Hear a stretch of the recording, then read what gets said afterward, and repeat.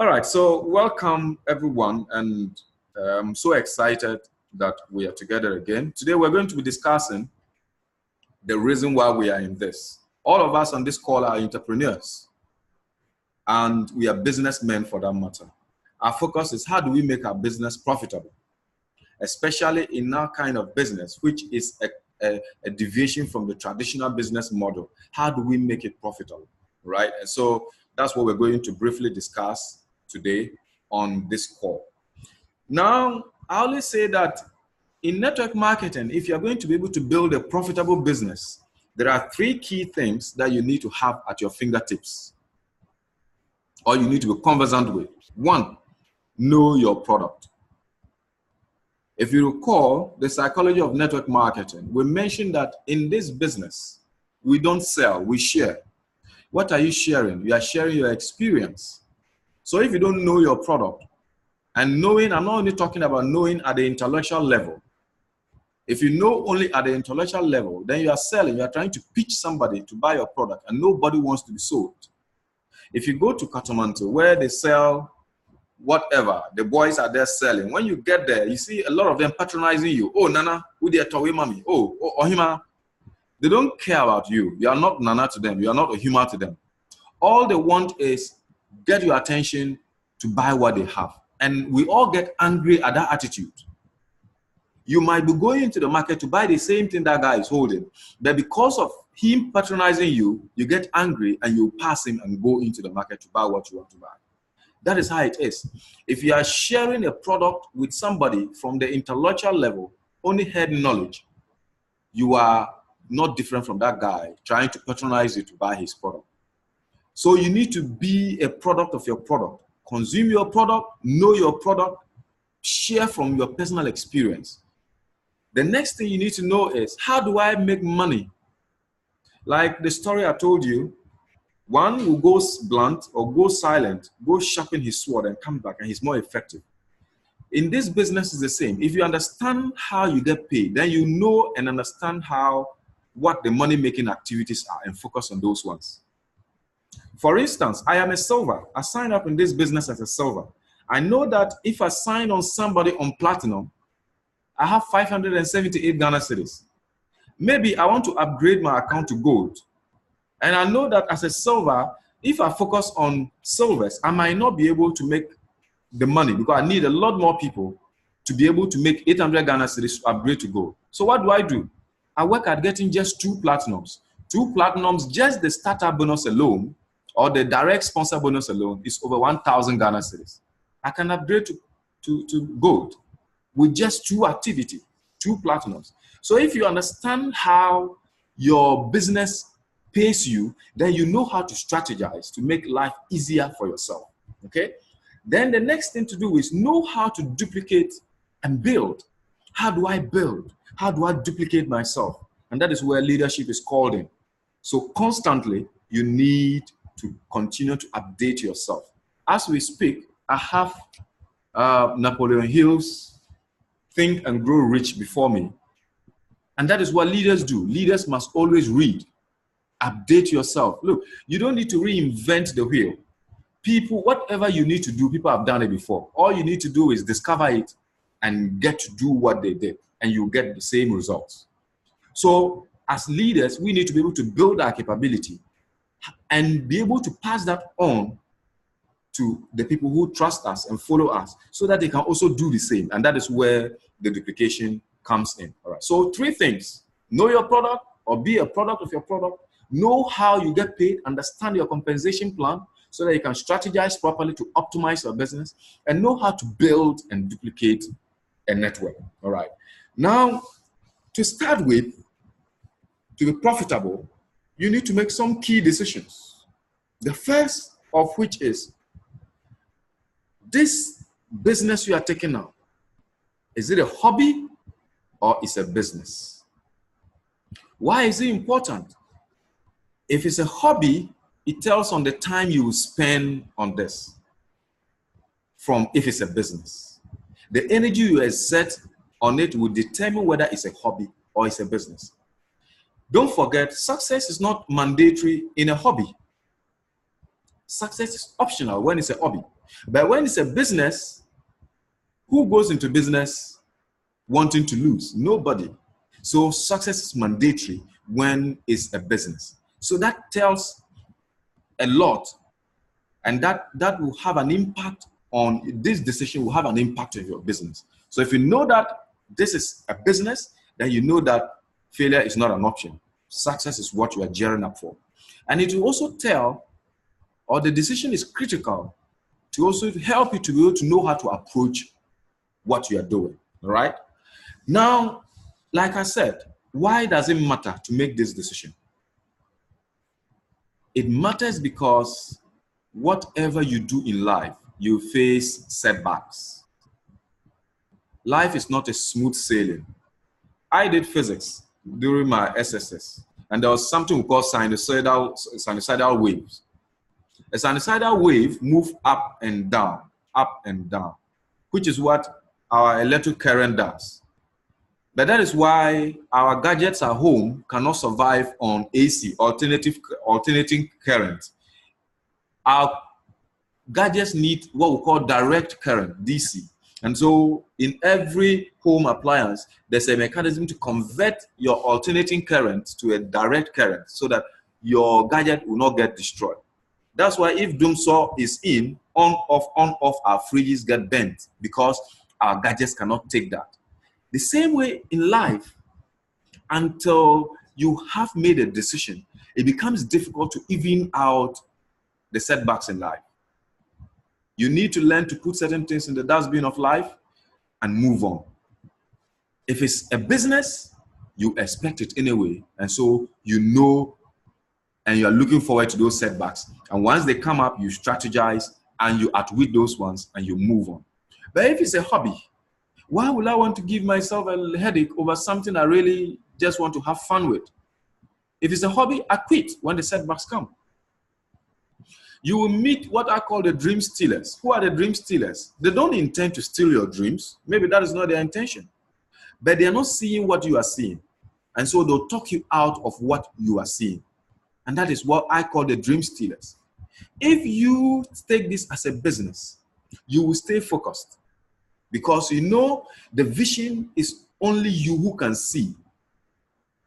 There are people who are meant to help you deliver on that vision. They will get the illumination and understand what you're talking about. There are others who really have no participation in that vision of yours. And so what do? You look out for those who have been designed to participate in your vision and you work with them. And if it's a business, you expect it. And so you stay focused. But if it's a hobby and somebody say, nah, this thing don't work. You say, well, it's true. Let me leave it. You quit. The third reason why you need to take that decision, whether you want to take it as a business or a hobby, is all of us have fears. Look, if your dreams don't scare you, trust me, then you're not dreaming big enough, as Napoleon Hill would say. So if you don't have those fears, then you are not being real. In business, you expect it anyway. If it's a hobby, I quit.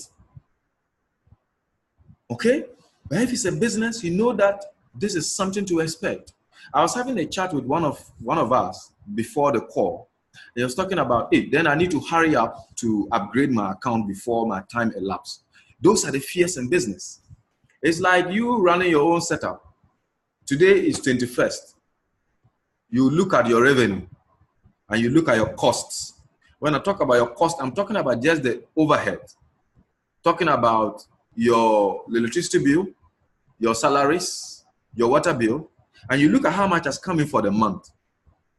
Trust me, that will give you sleepless nights.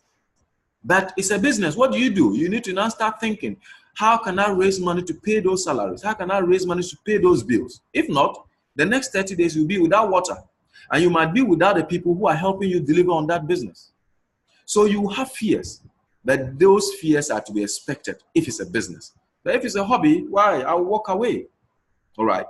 The second decision to take if you're going to make your business profitable is, am I committed to this or I'm just interested? It's different from being interested or being interested from being committed. If I'm interested, it means that, oh yeah, it's nice. I can do it, I might not do it. I'm still not decided. But if you are committed, you are like that old army general who burned his ships with his troops after crossing over the sea and says, guys, we have no way back out. It's either we fight and win this battle or we are killed.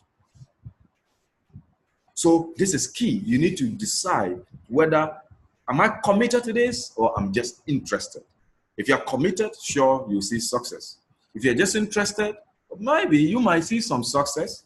With LuxReal, with the way it is set up, you still make some money. Okay? I always say that in life, all of us have objectives. We want to achieve something in life. That is what we will call success. It means a lot. It means different things to different people. Success for somebody might be extra $1,000 a month. That is enough. That's success for him. Another person like me, I've started reviewing cars. Okay, every day. Today I was reviewing BMW's newest model. You know, they've now ventured into the SUV, luxury SUV sector. Now they've brought out a competition, BMW, how do you call it, X7, which is supposed to compete with the Mercedes GL series. I went to watch the features and I was like, wow. And guess what? With $92,000, I can have that car. That is what I'm talking about. I don't know what success will mean for you, but your climb to success starts with your mindset. One of the first or early documented millionaires in the US, J. Paul Getty, said, if you think you can, you are right. If you think you cannot, you're also right. And so he says, when you see an opportunity, okay, before every other person sees, that is a real opportunity. Because before every other person sees that this is something that can be done, they will rush in, but then you would have mined that field. So mindset is critical. How do you change your mindset? Or what do you need to do to change that mindset? This first step I call the 20 seconds of courage. In what we do, we have a lot of misconceptions out there about this industry. People think that network marketing is for riffraffs, people who don't know what they're about, people who don't have any other option, the downtrodden in society. And so because of that, most of us are forced into a certain category and we feel shy to talk about our business. I prefer to introduce myself as a network marketing professional than a human resource practitioner. And usually, my friends will wonder, hey, so you do that thing? I say, yes. If that thing that you're referring to can give me money that my job will give me in a whole year, I can make that in a month. So why should I be shy of it? Don't overthink it. It's just as simple as opening up your mouth and asking 4 simple questions. And what are those 4 simple ways? How are you? My name is Patrick. What do you do? Very simple. That is what it takes to strike a conversation. Oh, I do A, B, C, D. Wow. What do you like about what you do? 4 simple steps, and you're able to strike a conversation. It doesn't matter where you've met this person, whether it's in the aircraft, it's in the bus, it's at the filling station, it's at the eatery. It doesn't matter where. Once you master courage to strike conversations, you will succeed in this business. Why? In what we do, we share our opportunity. And who do we share with? We don't share with strangers. We share with people we have a relationship with. And to start a relationship with somebody, it needs to start with a conversation. Okay? So that's step 1. Step 2 is the mindset. Realize that network marketing is a marathon. It's not a sprint. There is no finish line. You end when you think you are okay. So have that marathon mentality. So prepare for some experiences that you will have, whether you like it or not. And what are those experiences? You will come across people who will say, no, I'm not interested in your business. That's fine. Even the good book talks about the fact that there was a sower who went out there to sow. And when he cast the seeds, some fell on rocks. Birds came and picked them up. Some fell on the wayside, the birds picked them up. Some fell on rocks. They germinated all right, but they couldn't gain root because of the rocks. And so they withered with the sun. Some fell on good soil. They germinated, grew, bear fruits, not just fruits, some in 40-fold, 60-fold, 100-fold. Why am I saying this? It tells you that in life, it's not every person that bear fruit to what you expect. People measure up to who they are. So you come across people with a wonderful opportunity like this, and they'll say, no, it doesn't mean that there's no opportunity in what you have. It just means that it is not for them. You even get people who will say, yes, they get on and they'll perform at the 40 level. Some will do at the 60 level. Some will do at the 100 level. All of us want the 100 level, but you won't always get it. In this business, you are starting with some people. Trust me, by midway the business, you won't have them. That is just life. You are starting with some people and you end with a very few people that you started with in this business. You'll be celebrating your success in this system with very few of the people you started with. What it means is you need to change your mindset. Never stop exposing your business to people if you are going to succeed. You will make mistakes. Yes. So what? Learn from your mistakes and move on. It is not a crime to make a mistake. It's not a crime if you don't learn from your mistake. There will be skepticism. Even at times with yourself, you ask yourself, will this work? It is normal. Prepare for that experience. It is at this point of skepticism that your why and how strong it is will either help you sail through or you fall through the cracks. If your why is strong enough, then you say, well, damn it, I am moving on. So I say that the only way you lose in this industry is when you quit. And in life, quitters never win. It is not about whether the cup is half full or half empty. It is all a perspective. It is how you see it.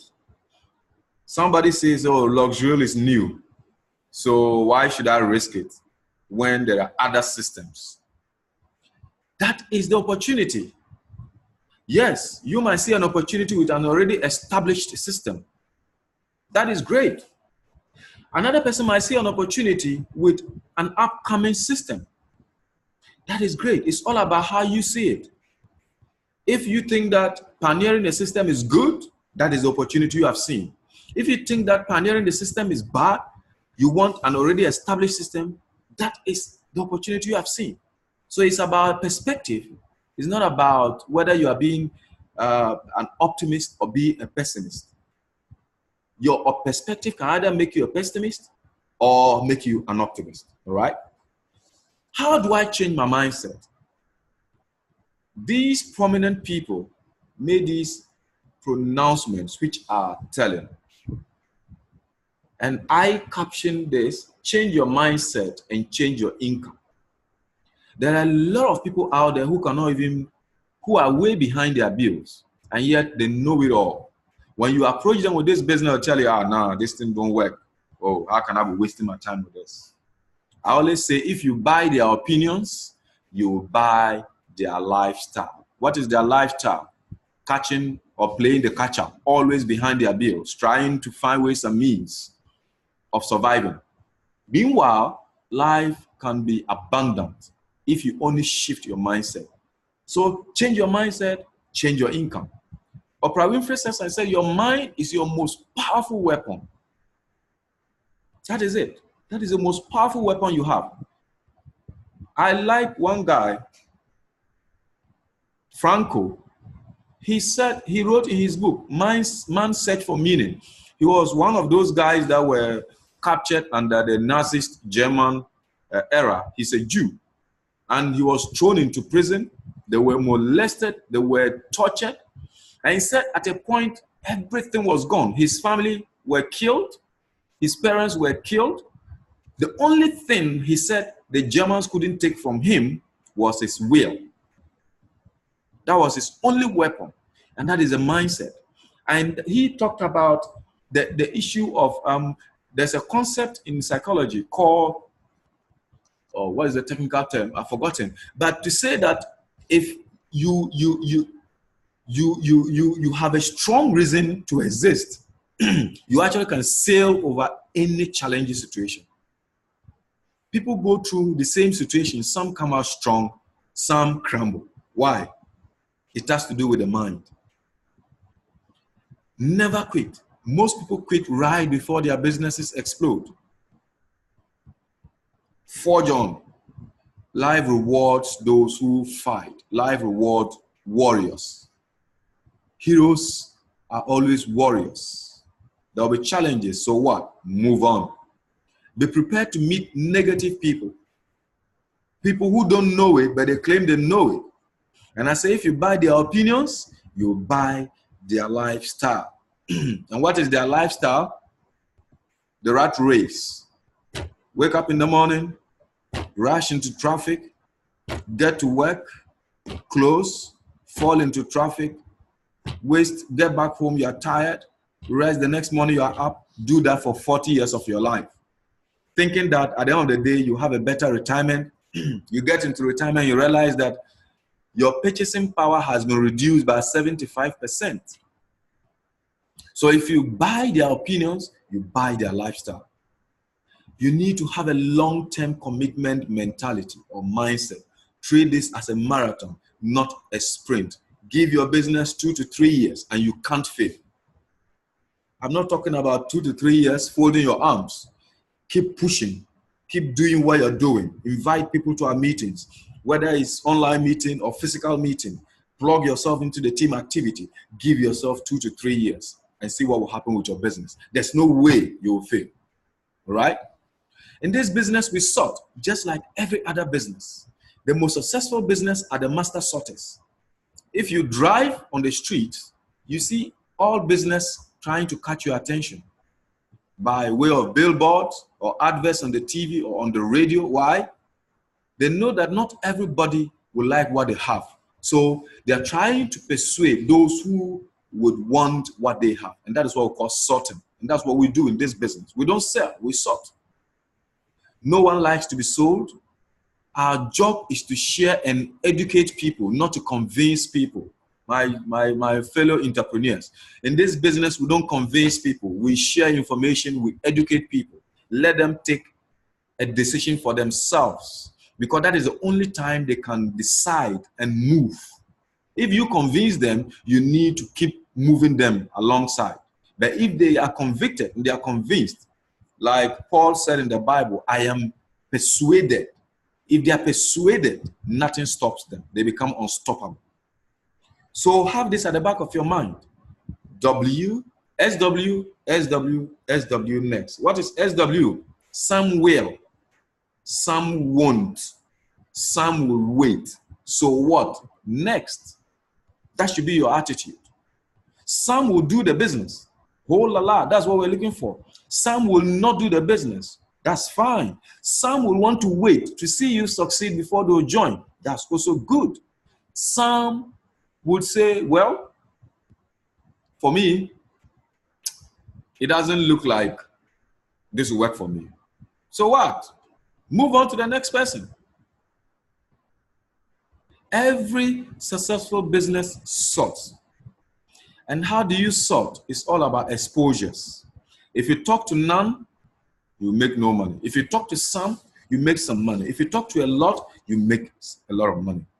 So if, like we keep saying, get involved in the team activities. Invite people to the online meetings. Invite people to our physical meetings. Plug your team into the activities. That is all what we're talking about when we talk about exposure, and you will not fail. In your quest, in your sorting, you'll come across different kinds of people. What I prefer to call the personality types. You'll come across the red apples, which is what we are all looking for, the optimistic people, the positive people. You also come across the green apples. We call them the question people. They are the technical people. Then the rotten apples, the negative people, the dream stealers.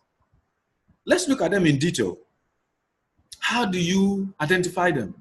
The red apples are very supportive, very open-minded, very ambitious, and very entrepreneurial. All of us are looking for this kind of people. But guess what? You will not always have them. What I say you should do, my recommendation is that these are the people you need to spend most of your time with. And that is why sorting is important. If you can sort well, up front you can tell whether this person is a red apple, a green apple, or a rotten apple. Then you can apportion your time. 80% of your time should be spent on the red apples, because these are the people that will help you take your business to the next level. They are entrepreneurial oriented, they are ready to sign up, and they are ready to get going. That is what will help your organization. You will come across the green apples, very technical, engineer oriented people. They ask all the questions. They are detailed oriented. They are the type who will ask you, okay, you say your product is Rosenta Plus. What is the technical composition of each of the product? The rose placenta, what is the technical composition? The algae, natural algae astaxanthin, what is the technical composition? Okay, the soy oligopeptide, what is the composition of that? What percentage of it is in the product? They are the question people. Guess what?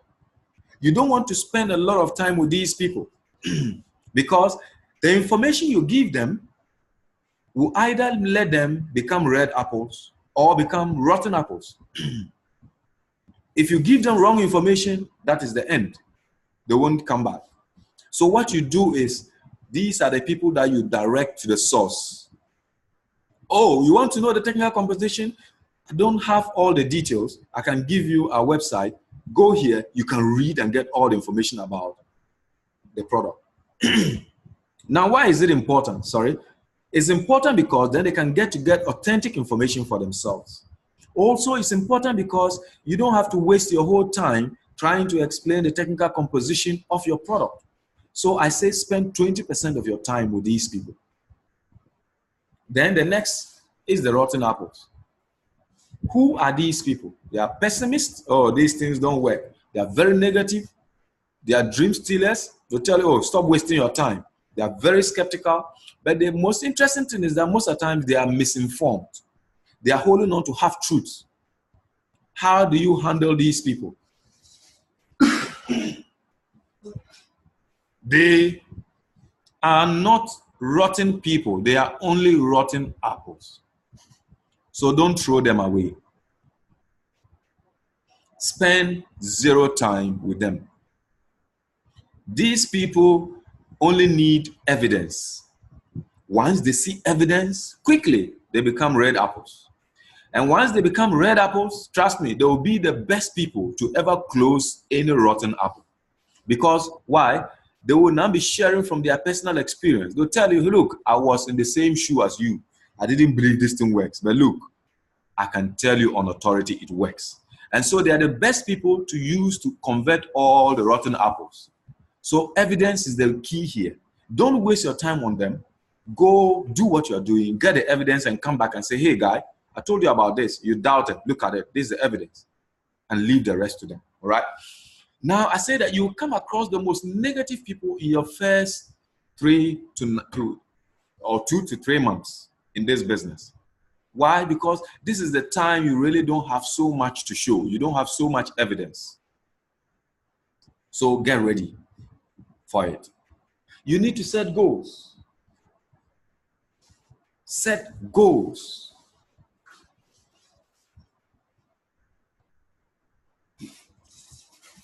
I would prefer you write them down. But the most important thing is whether you write them down or not, have goals. Now, there was a study about a Yale graduating class. Out of the class, when they were about to graduate, they sampled them. They realized that 3% of them had goals and had written them down. And the 95% of the class, some had goals, but they were not completed, or some didn't have goals at all, and they didn't write anything down. 20 years later, they got the same sample back, and they realized that the 3% who had their goals written down had greater income than 97% of the whole class combined. The 97% that did not have either or had either incomplete goals or did not have goals at all, or they had goals but they were probably not written down, their total income level put together, the 3% was more than them. Why? In the absence of clearly defined goals, strangely enough, we become loyal to things that do not really matter. And so it's important that we have goals. Let's write them down and let's have them very reachable. If you can paste them by your bed, wherever you sit to study or you do most of your activities, you can have a board, maybe a dream board or a goal board, stick them there. Okay? If you come into my study, I have a printout of most of the things that I am working towards, graphical pictures. Vision is critical. Images is critical. It's a part of life. That's why in the Bible, God asked Abraham, Abraham, get out of your tent. Look, as far as you can see, that is what I've given you. You can't have what you don't see. And that is the reality of life. If you can see it in your mind's eye,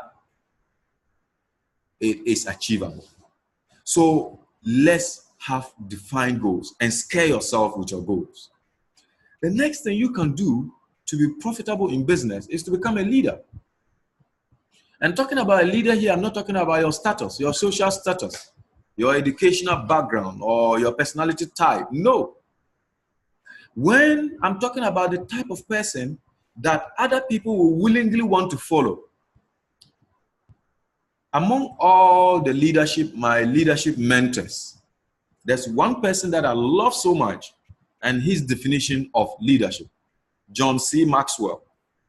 He says that you can call yourself a leader only when people willingly want to follow you. If people are coerced to follow you, you are not a leader. So that is what we're talking about. How would you become a leader then? It means that you must work on yourself, improve yourself, that other people will see value in you and will want to work with you so that they can also improve their lives. And that puts a lot of responsibility on our shoulders. So to make your business profitable, you first need to become a leader. What do leaders do? Leaders do what they tell others to do. You want your people to attend meetings yourself. You want your people to invite people to the online call, do the same, invite people to the online call. You want your people to attend the team trainings, attend the team trainings yourself. That is what leaders do. Your people will watch what you do, not what you say. Leaders do what they say they will do. It's about integrity. If you say, I'll do this, do it. If you can't do it, don't wait till last minute. Get back to your people and say, hey, I promise you I'll do A, B, C, D. I can't do it because of A, B, C, D. Don't wait for them to come ask before you now start giving reasons. Those will now become excuses. There are no more reasons. Because you knew that you couldn't do it even before the timeline. It didn't just happen that at the time you're supposed to deliver on your promise that you realized that you couldn't do it. Before then, you knew. So engage your people. Leaders do income-producing activities. Leaders know and understand their systems. They know what is income-producing activities and they focus their energies there. They don't just do anything. So by becoming a leader, you are prioritizing your activities. Okay? We say leaders have integrity. They are honest. They are disciplined. If our meeting is 9 o'clock, they are ready. If our meeting is 2:30 p.m., they are there. Leaders have character. What is character? You don't give up because somebody says it doesn't work. You don't give up because somebody don't see what you see. Then you are not a leader. Leaders have positive attitude, and positive attitude is infectious. Leaders have charity. They have good hearts. Okay? Leaders lead. They are in constant touch with their teams, supporting them. They teach their teams the system. They work with their first line contact and teach them to do the same. Being a leader don't mean that you are working with everybody. No, you will not be effective leader doing that. Your responsibility ends with your first contact. Your first line leaders, make sure you work with them, those who are willing. And I think we've done this before. Don't know where to prioritize your time. That's another model, the next model or the next few models will do. Know how to prioritize your time. Those who are ready and willing, work with them. Make sure they are capable. They are able to also do the same for their first line. And once we do that, we cascade that down the line, you are able to build a more effective business because you come up with independent entrepreneurs who know what they are about and know how to do what they need to do. Leaders lead their team by plugging their people into the team. So if it's the physical trainings, they plug their people in there. If it's the online trainings, they plug their people in there. That's what leaders do. Leaders produce more leaders. The most successful leader is the one who produces leaders. So make yourself a leader factory. Tell yourself that anybody who trusts me and join me in business, I'm going to make a great leader out of that person. Why? One of two things. By making a leader out of that person would always remember you. Had it not been Mr. ABC, where would I have been? Two, you set yourself up to free yourself to be able to touch a lot more lives because the leader don't need you to build his business. Once you make a leader out of him, he's running on his own. So now you have time to go and pick another person and help make a leader out of that person. As you are expanding your business, you are having the opportunity to touch a lot more lives. And that is what we're talking about. Be a leader factory, right? So in the nutshell, to be successful in this business, you need to be able to duplicate yourself. Always learn to start all over again. If you get somebody duplicated to the 4th level, let them run. Don't try to micromanage them. Let them run because at that point, they don't need you.